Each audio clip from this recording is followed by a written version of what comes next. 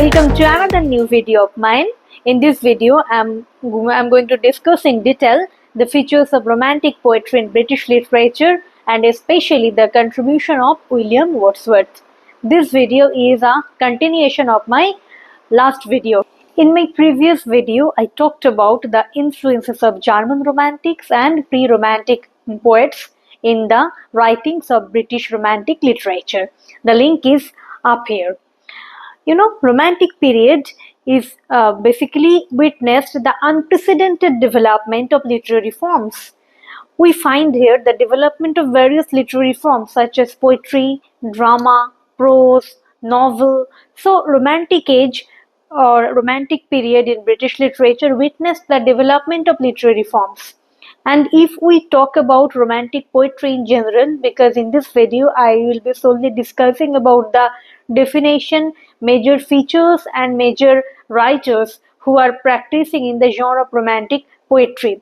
So if we talk about the features of romantic poetry, or if we try to find out the definition of romantic poetry, we will find that romantic poetry is a clear breakthrough from the neoclassical poetry written by the 18th century poets.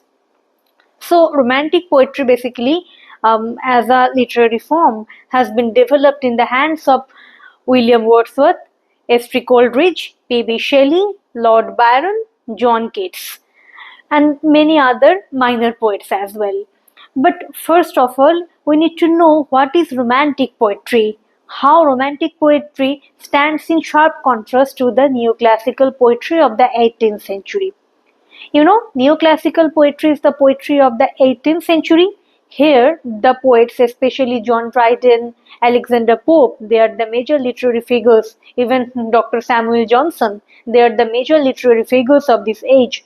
So, in the 18th century poetry, we find the close adherence to heroic couplet, the close adherence to rhyme, meter, and the structure, order, and the emotion of the personal emotion of the poet is not supposed to be expressed. Therefore, neoclassical poetry maintains an objective distance, and as a result, neoclassical poetry talks about the courtly life, talks about the grandeur of life, talks about the heroic aspects of life, but it is unable to touch the core of the nature or the natural themes. And it never ever focused on the lives of the common people. So, the romantic poetry in British literature is a clear reaction to the neoclassical poetry, where romantic poets, especially we all know the major romantic writers such as William Wordsworth, Samuel Taylor, Coleridge, John Keats, P.B. Shelley, Lord Byron, they talked about the necessity to express the poet's personal emotion. Therefore, romantic poetry can be defined as a spontaneous overflow of powerful emotions. Wordsworth, as William Wordsworth is being considered the proponent of the romantic theory of poetry, along with his friend S.T. Coleridge, they wrote a preface to lyrical ballads where actually Wordsworth talks about the theory of romantic poetry, and here he defines romantic poetry as a kind of poem or a poetry which takes its origin from emotions recollected in tranquility. So in this statement, Wordsworth first of all mentions that romantic poetry is a spontaneous overflow of powerful emotions of the poet, and then he later adds on to it, it is a emotion recollected in tranquility. So there is an ambiguity. Have you ever observed in this poetic assertion? It is the first of all, he talks about poetry as a very powerful overflow of spontaneous feeling or emotions of the poet. Then he talks about it is an emotion recollected in tranquility, because the eminently, or if we look at it through the lens of a critical perspective, we can understand that here he talks about the necessity to intervene through the poetic mind. Therefore, whatever emotion the poet is gathering from the outer world, it should be aesthetically represented by the poetic genius. Therefore, these emotions need to be recollected in a tranquil state of mind. So, romantic poetry is all about personal feelings. By personal feelings, we mean subjective feelings of the poet, maybe the natural scenery, maybe an object, maybe a person, or maybe an anecdote, maybe a myth, maybe a folklore. All these act like an objective referent which infuses a particular emotion in the mind of the poet, and from his emotion he has started to write his poetry. So romantic poetry is all about the powerful expression of poet's own heart, and here he unburdens his heart to his readers, and as a reader we get to feel the emotion, the personal feeling of the poet. For instance, if you read William Wordsworth's very famous poem, The Solitary Reaper, here it is a very famous poem, so I am giving you the reference. Here, the solitary reaper, a humble girl, a rustic girl, she was working, and looking at the girl, the poet actually thinks about writing about natural life or the rustic people and the beauty and simplicity of life. So here the rustic girl and her work infuse the necessary poetic emotion in the minds of the poet.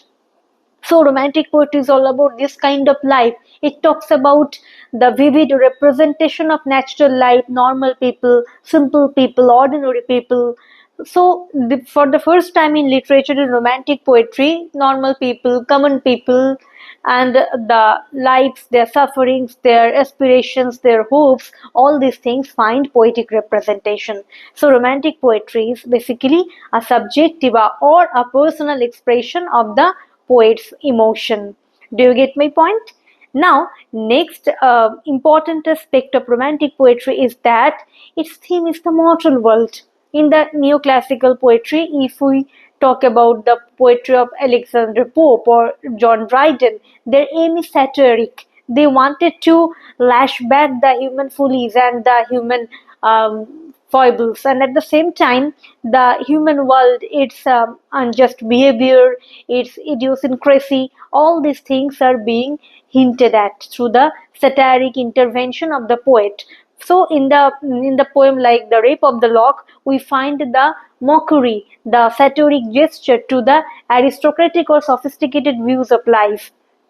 In Dryden's work also, if you read Absalom and Achitophel and other poems also, you will find the satiric aim. But this satire, that satiric tone is very much absent in the romantic poetry. Romantic poetry is all about pure aesthetic expression of the poetic mind. Here the poet celebrates the natural beauty, the simple ordinary life, and the mortal world. Therefore, the romantic poetry is concentrating on the mortal world, beautiful nature, its beautiful aspects, and its wonderful beauty has become a graphic representation of divinity. Therefore, romantic poets talk about pantheism. Pantheism is not only about creed which talks about the divinity or the divine presence, but pantheism believes that the beautiful natural world is the expression of the God. So God is here, God is nascent within the beautiful created natural world. So pantheism is one of the important creed in the poetry of William Wordsworth also, and he is considered as an important mystic poet of romantic age. Do you know what is mysticism? If you know what is mysticism, do make a small comment and let me know what do you think about mysticism. And romantic poets are also getting interested by the ideas of the medieval age, folklore, myth, anecdote, and also the nostalgia for the long lost, carefree, frivolous days of childhood. So, childhood days and its pure joy, all these find beautiful poetic expression in the poetry of the romantic age. And most importantly, romantic poetry is metaphorically talking about some kind of change, some kind of revolution which needs to take place in the human society. If you read poems of Shelley, Shelley is a rebel poet. He talks about revolution because the old system, because the present order, all these things have become defunct, and as a result, they are unable to provide justice to the human life and human society. As a result, the theme of revolution, the theme of optimism, all these things are there in romantic poetry. Therefore, the romantic poet is metaphorically compared to Prometheus. You remember Prometheus, the famous Greek mythic character? Actually, he stole fire from the gods and gave it to the betterment of humanity. As a result, he was eternally punished by Zeus. So his punishment was every day his liver was being eaten up by an eagle. So Prometheus is the symbol of rebellion, and he was a rebellious character. The romantic poet embraced this Prometheus myth because they wanted to raise their voice against the unjust social system.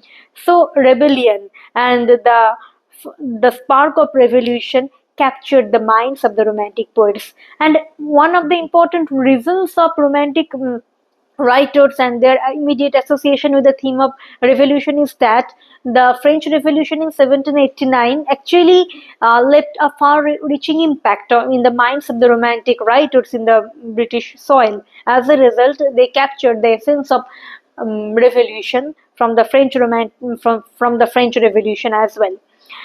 So, all these are major features in romantic poetry, and especially romantic poetry talks about the beautiful, wonderful aspects of nature and the natural beauty, and only the beautiful natural aspects have found its expression in their poetic endeavors. Therefore, romantic writers never ever talked about very destructive kind of natural force. To them, nature has always appeared in the form of a beauteous expression of divinity. So, nature and divinity both are synonymous in the imagination of the romantic poets. If you want to know or if you want to read in detail about romantic imagination, you can read the book The Romantic Imagination by C.M. Baura, or the book The Romantic Agony by Mario Praz. It is also a very helpful book for knowing more about romantic imagination in British soil.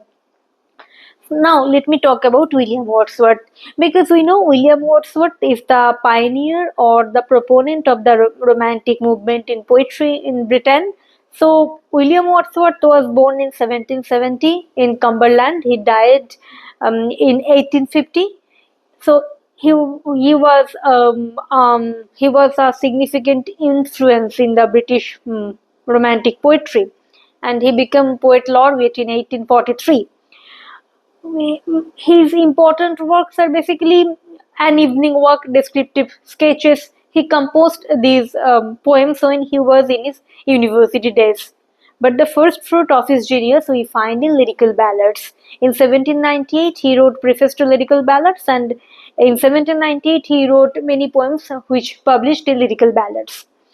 Some of the poems in lyrical ballads are condemned as being trivial and childish in style, such as The Idiot Boy and The Thorn are some of the examples of his immature poetic examples. In 1800, we find some of his finest writings, such as Nutting, Michael, The Old Cumberland Beggar. These three poems appeared in 1800 and they are very beautiful in their poetic expression. He finished writing the prelude in 1805, but it was published posthumously. It was published after his death in 1850. He also wrote long narrative poems. This question is very important for NET or SET examinations. Mention two long narrative poems by William Wordsworth. Ruth is one long narrative poem by Wordsworth, and another is the White Doe of Ralston. So, White Doe of Ralston and Ruth, two are long narrative poems by Wordsworth. And also he wrote a drama. It is called The Borderers.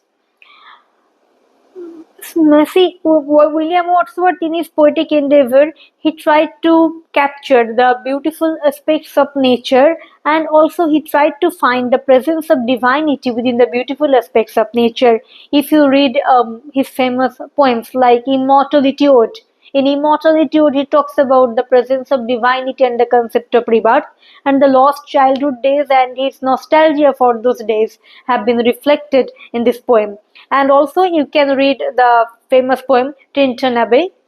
So, it is also a very famous poem, and it is basically, in a nutshell, talks about his poetic development, and it is a poetical autobiography of William Wordsworth. And he also wrote a long poem. It is called The Excursion. So these poems, in a nutshell, they talk about the Wordsworthian theory of poetry, as poetry takes its origin from emotions recollected in tranquility, and poetry is also a very powerful feeling of spontaneous emotion. So spontaneity emotion and emotional attachment to the natural world. All these things are major features of romantic poetry. So in my next video, I will be discussing in detail the poetic genius and the poetic features in the writings of P.B. Shelley, John Keats and S.T. Coleridge. So keep on watching my videos. If you like, do share, like, subscribe and share my videos. Bye bye.